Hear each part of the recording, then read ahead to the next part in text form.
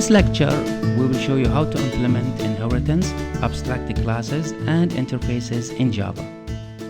Inheritance, abstract classes, and interfaces are key concepts in object-oriented programming, in addition to data hiding and polymorphism.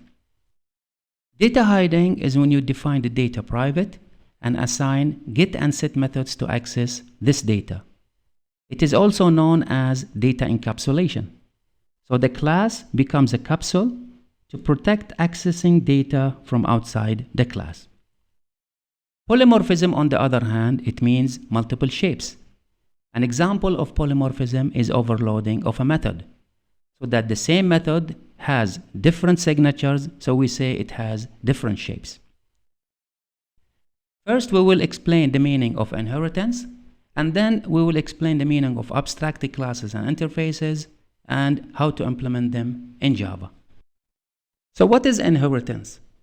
Inheritance allows new classes to extend an existing class, and then this new class will inherit the members of the class it extends. So in other words, inheritance allows you to define a very general class and then later define more specialized classes that add some new details to the existing general class definition. Doing this, it will save work because the more specialized the class inherits all the properties of the general class, and you as the programmer need only to program the new features. When you apply inheritance in Java, it allows you to create what is called a class hierarchy. Now, for example, suppose we would like to create a class for a person. So we have to put the information for a person, for example, name, CPR, address, telephone number. So this will be considered as a general information. Now, suppose we would like to create another class for a student. And you know that a student will have the same information for a person. So the student has a name, has a CPR, has telephone numbers. In addition to these information, the student has specialized data, for example, student ID, GPA, that not any person have this information. In this case, you don't need to create a new class for a student. You can extend the person class, and this information for person will be included in a student when you extend this class and add additional data, for example, the student ID and GPA. So this feature will allow you to create a class hierarchy. You start with a basic class, which is person, and then you extend this class to derived classes. So the person class will be considered as the basic class, which is called superclass in Java, and the student and employee will be the derived classes of person, which we will call them subclasses in Java. So the student class will inherit all public data and methods from person. And we say that the student extends person. Note that an object of a student has all of the methods of person in addition to all of the methods of a student, so that a student is a person.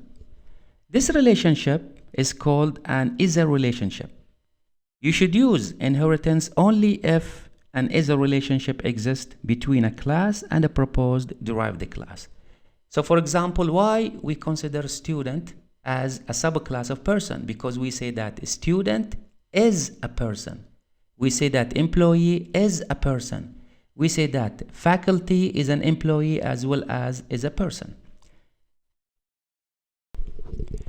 Our next question is how to implement inheritance in Java.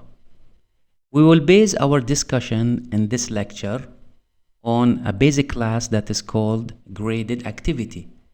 We will consider this class as the superclass that has all the shared data and methods for any exam. This is the UML implementation for the graded activity class. It has one private data member as a score. It has one data member score as double, and it has three public methods. The first two methods for accessing score, one for set and one for get, The last one is for assigning a grade letter according to the score. Let us see the implementation for the graded activity. Now this is the implementation for the graded activity class. As you can see, it has one private double data member for score. Next, it has the method for setting score and a method for getting score.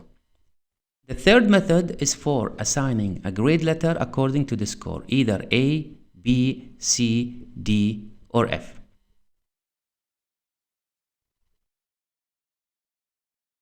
After defining the graded activity as the superclass, we would like to define a final exam as a subclass of the graded activity. This class inherits data and methods from the superclass without any of them being rewritten using inheritance. This is the UML implementation for the final exam.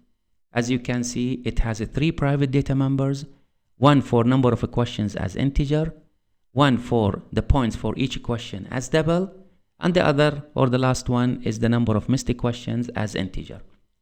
In addition to the private data member, it has the constructor for initializing number of questions and number of missed questions. It has a getter for points for each question and a getter for number of missed questions. Now let us see the implementation for the final exam class.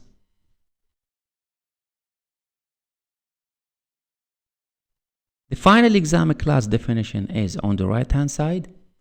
And now we will explain on how to tell the Java compiler that this class extends a basic class. We write public class final exam, followed by the keyword extends, followed by the class name for the basic class. So here we are telling the Java compiler that the final exam class is an extended class from a graded activity. Let us have a look into the definition for the final exam. It has 3 private data members, as we discussed before, number of questions, points for each question, and number of missed questions. It has the constructor that will copy the parameters number of questions and number of missed questions into the private data members, and it will calculate the score. So how it calculates the score? First, it will divide 100 over questions. This will give us the points for each question, and then we subtract from 100 the points that are missed for each question. Now this score is saved into a local variable inside the constructor called a numeric score.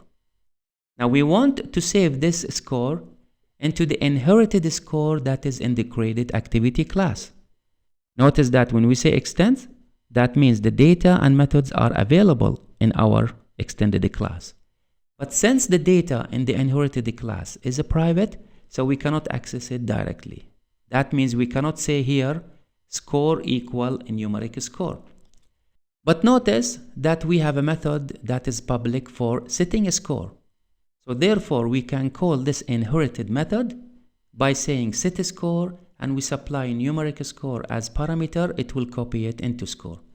So the data score is not inherited, but it was available. But the method set score, because it was public, it was inherited and used inside final exam class. In UML diagram, an up arrow is used to represent inheritance. In this diagram, the final exam class is an extended class from the graded activity, so it inherits all the data from graded activity. So new data and methods may be added to the subclass. In our example, number of questions, points for each question, and number of missed questions. So the Java keyword extends is used on the class header to define the subclass. And this is how it is done, by writing public a class. This is now the subclass final exam. The keyword extends, graded activity. Now this is the superclass. Now let us have a demo program to demonstrate on how to create an object from the extended class final exam. In the main method, we ask the user to give us number of questions, and we ask the user to give us number of missed questions. Then we create an object from the final exam class, and this is the UML diagram for the final exam. As you can see, it is extended from the graded activity class. After creating the object, we are calling the methods for final exam.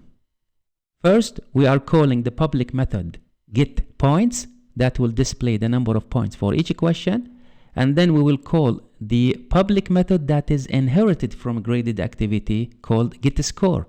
So getScore is not defined in final exam, but it is inherited from graded activity, and this will print the score of the exam. Also, we are calling the getGrade method that is also inherited from a graded activity, and this will print the letter grade according to the score. We are in JGrasp. We would like to see the implementation for the three classes: the graded activity, which is the super class, final exam, which is the subclass, and final exam demo, the program for demonstrating how to create an object from an extended class. So let us go over the graded activity. This is the graded activity. It has only one data member, that is a private score, and it has setScore and getScore and getGrade for assigning a grade according to the score. Now let's go to the final exam. As you can see, the final exam, it has its own data. All of them are private. It has a constructor, and it has getting method for get points each, and getter method for get number of missed questions. And we have finally the final exam demo for demonstrating on how to create a final exam, which is an extended or a super class from graded activity. Now let us first compile the graded activity. We don't have errors. Let's go to final exam. And now finally run the program for the demo. Okay. So we are now in demo. So run the program. So now it's asking how many questions. There are 10 questions. How many the student did miss? 3 questions. So the score is 70. Each question counts 10 points and the grade is C. As we said before, that if we have a private data member in a super class, it is not inherited. However, it is in the memory. So we cannot access it directly in a subclass. So now in here and final exam, if you go to the constructor below here, as you can see, we are using a public method for setting the score. However, if we define it as public, so let us change it now to public, compile it. And now when we go to final exam, there is no need for setScore because it is inherited and can be accessed directly in the subclass.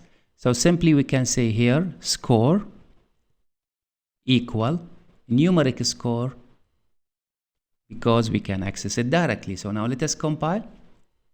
So as you can see, the compiler did not complain that there is a syntax error.